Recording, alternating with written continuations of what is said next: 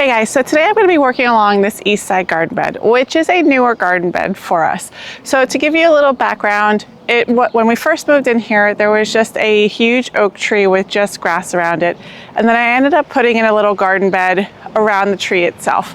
Then the tree needed to be cut down because it was starting to die off on one side. So I ended up cutting it down. So it went from a shade garden to a completely full sun garden. So I've been working on updating it and making those changes ever since about last September-ish. So what I ended up doing was I ended up putting a bunch of different shrubs in there. So we have boxwoods in there, we have hydrangeas in there, we have some weigela in there.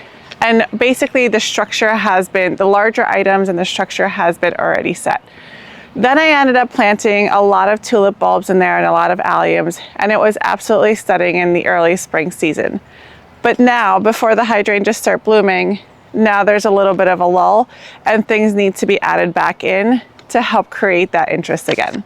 So today I'm adding in a total of 5 annuals. Actually, one I'm not going to be adding in quite yet because I placed an order for an arbor and that hasn't arrived yet, but I did pick it up and I am going to go ahead and talk about it.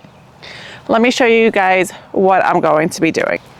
So everything that I picked up is a pollinator and hummingbird attractor because I really want to bring the wildlife into this side of the garden, but only certain types of wildlife. So while it attracts the hummingbirds and the butterflies and all the other pollinators, it does keep the deer and the rabbits away because all of this says that it's deer and rabbit resistant, which is really important here in northern New Jersey because we battle our deer quite often. In fact, I had one in my garden the other day and I very calmly tried to go up to it to kind of shoo it away and it just sat there and stared at me and didn't do anything. The deer won and I lost. The first thing that I have is an Agastache Kudos Yellow. So it is this really pretty buttercream yellow. It's not that really bright screaming yellow, which is what I like about it because it feels a little bit more muted. And I like the fact that it plays off some of the other tones and the more chartreuse shrubs that we have neighboring it. It's a way of bringing in a color echo into the garden as well. It likes full sun and the mature size is 20 by 20. Now it starts blooming in early summer and it goes all the way up until your first frost. So this is going to be great in terms of its low maintenance and it gives you a really nice long bloom cycle. Now, like I said, all the pollinators, including the hummingbirds, love this. It is very, very low maintenance. It does not like, once it's established, it is drought tolerant, so it does not like to be overwatered at all. And it is mold and mildew resistant, which is also really important in our area because a lot of our plants can be very susceptible to that mold and mildew come the hot, humid months. Now the next thing that I picked up is this Salvia Blue Marvel, and I love this one. It's a little bit taller than the salvias that I've seen, and I love the fact that it is this stiff, upright structure. So it's going to pair really nicely with the Agastache that I'm going to have right next to it, which is a little bit more flowy and blows in the breeze versus this more straight, upright stems. This is another one that blooms from early to late summer. So this is a good one that's going to give me nice, long-lasting blooms. Again, this one needs to be planted in full sun, does not like to be overwatered. Once established, it is drought tolerant, and it grows 24 to 36 inches tall and about 18 to 24 inches wide. Hardiness is zones 5 to 9. This is one where once the blooms are spent, you can either leave them as is because they do maintain a little bit of their color, or you can cut them back and it'll give you a second flush of blooms. The second flush of blooms is never as strong as the first flush of blooms, but it's still going to go ahead and bloom for you. Then I have Cherry Sparks Penstemon, or some people call this bearded tongue. Now I do have Penstemon in other parts of my yard, not this specific variety, but they do like to self-seed themselves and they are not overly aggressive in terms of self-seeding, which is quite nice. Hummingbirds really seem to be attracted to this one, and I'm really excited to have this one because I don't have anything of that cherry color, so I'm really excited to have this, and I think, like I said, it's going to pair really nicely, especially with that Agastache. Same as the other ones, it is mold and mildew resistant. It likes to be kept on the drier side once established. It grows about 18 to 20 inches tall and about 16 to 18 inches wide, also hardy in zones 5 to 9. All right, the fourth plant that I'm going to be planting is this Monarda Pink Chenille. So this one is a newer update to Monarda. Monarda for me used to get very, very mildewy around that August time frame when we had such soggy, humid summers. This one is a variety, a newer one, which is mold and mildew resistant. That said, though, I'm still going to make sure to put some spacing in between them and not to overcrowd them, to give them the airflow that they need to help further prevent that mold and mildew from coming. You can see it's not yet flowering. This is going to flower a little bit later, but when it does flower, it's going to have these really pretty pink tufted flowers that almost look like chenille, which is exactly where it got its name from. Now the flowers themselves are quite large. They're about 3.5 to 4 inches wide, and they also have kind of a bi-color effect to them, where parts of the petal are a little bit lighter than the rest. So it's going to be really interesting once it starts blooming. Now it is hardy in zones 4 to 8.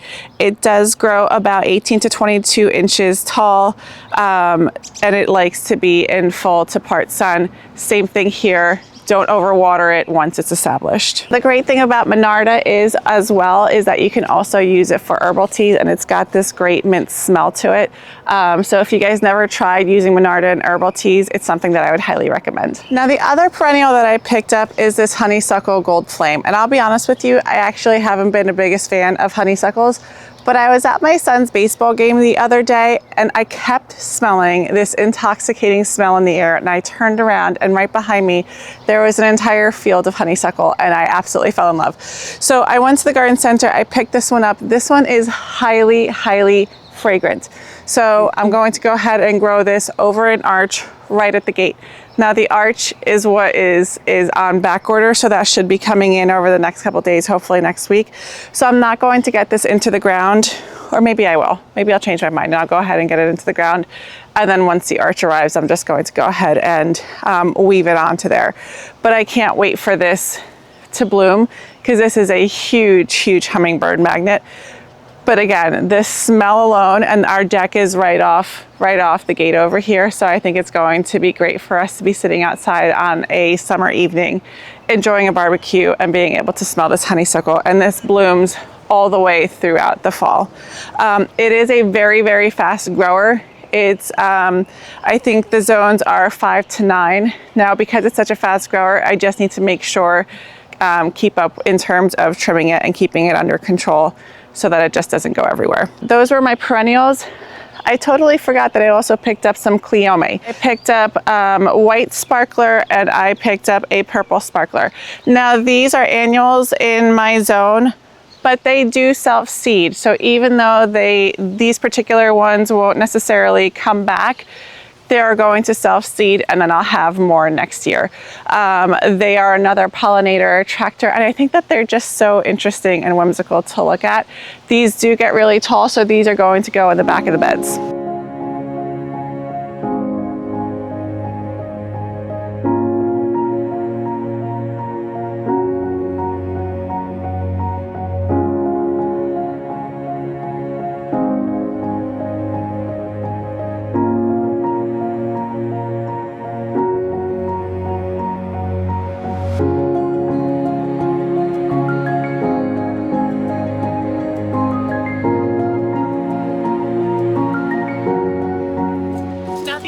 Seed heads. You can leave them up in your garden beds if you like the look of that. It does add some additional interest into your garden beds. You can cut them off and you can compost them, or you can cut them off and you can save them for a project. They make excellent dried flowers for your vases. You can make door wreaths out of them. You can do a number of different projects. I'm probably going to be saving mine. The reason why I'm cutting them back is they're awfully floppy and it's driving me nuts.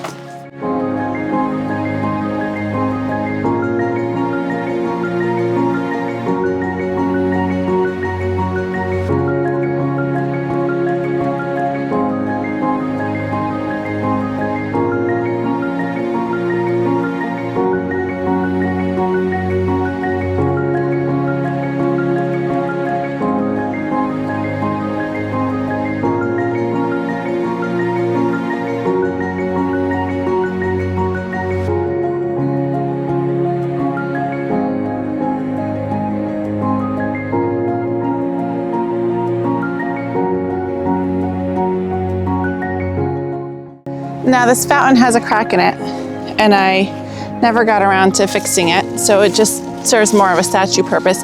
I did have these ferns around it from back when it was a shade garden, and they are spreading all over the place. So I'm actually going to remove them and move them into a shadier spot and put the Monarda around the fountain.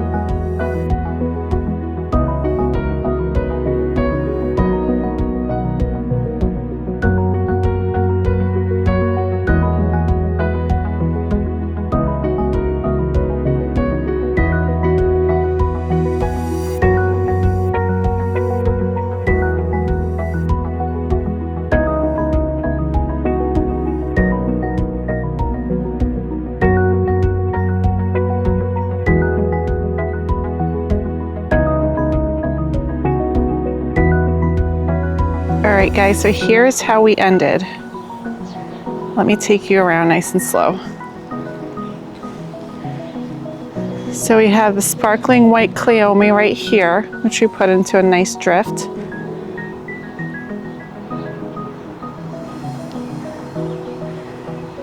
These lavender we planted together a couple weeks ago. And then we have a drift of the purple sparkling cleome right here. Now these do get taller and bushier.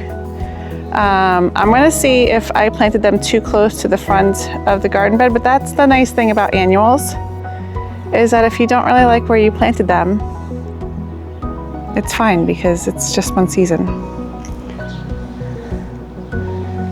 And there's one poking up right there. Now, here is the honeysuckle. I did not plant it, as you can see. I'm gonna wait for the arbor to come in because I'm a little tired. And then along the non-working fountain, I have the drift of Monarda at the bottom that will hopefully start, there's a little mama robin. That'll hopefully start blooming, and then right behind it there's the Penstemon. Now I don't know if you can hear, but there are little babies in here, and the mama has been flying around me all day, very nervous.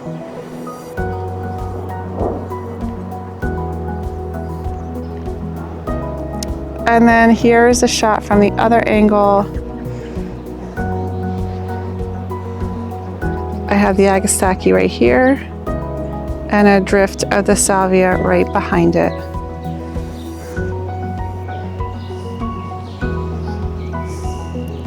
So some nice color in the bed, just a little bit. Now I did also trim up the boxwoods because they were getting woolly.